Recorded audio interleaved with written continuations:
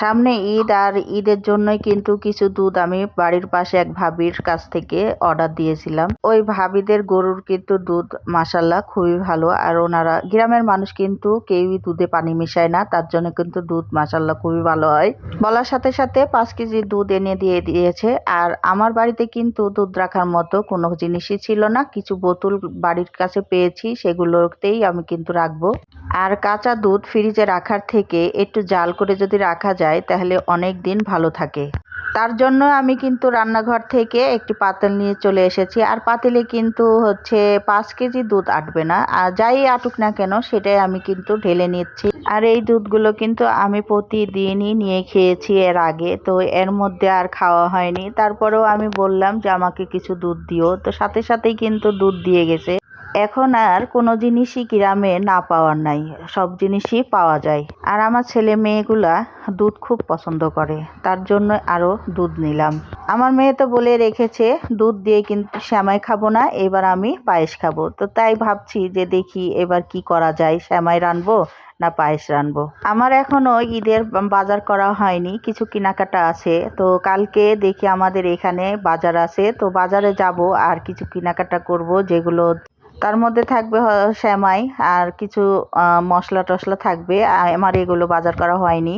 তো যাই হোক, কথা বলতে বলতে আমার দুধগুলো পাতিলে কিন্তু রাখা হয়ে গেছে। আর এই ছোট পাতিলে 5 কেজি দুধ আটেনি, তো আমি তারপরেও এই দুধগুলোই জাল দিব। আর বোতলগুলো কিন্তু সুন্দর করে ধুয়েই নিব, তার জন্য আমার ছেলেকে বলছিলাম যে একটু পানি নিয়ে আসো বোতল করে, যেন আমি বোতলগুলো একটু ধুয়ে পানিগুলো দিতে পারি দুধের ভিতরে।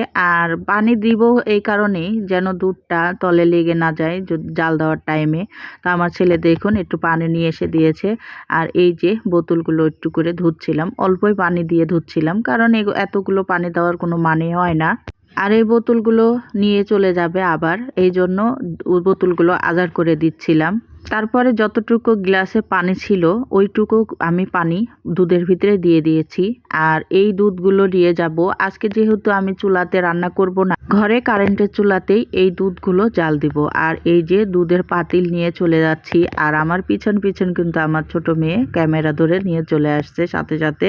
যেহেতু বাইরে অনেক বৃষ্টি হয়েছে, রান্না করতেও চাচ্ছি না, আর রান্না তেমন ছিল না, এই কারণে আরও বাইরের চুলাটা জ্বালালাম না। তো এই যে চুলাটা জ্বালিয়ে দিয়েছি আর দুধটাও বসিয়ে দিয়েছি।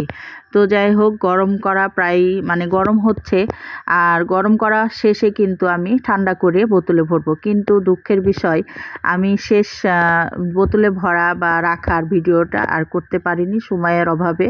তো যাই হোক, আজকের ভিডিওটি কেমন লেগেছে অবশ্যই কমেন্ট করবে। যদি ভিডিওটি ভালো লেগে থাকে একটি শেয়ার করে দিবেন। আর আজকের মতো ভিডিওটি এই পর্যন্ত।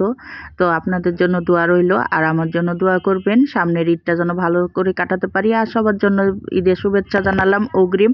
তো আজকের মতো এই পর্যন্ত, আল্লাহ হাফেজ।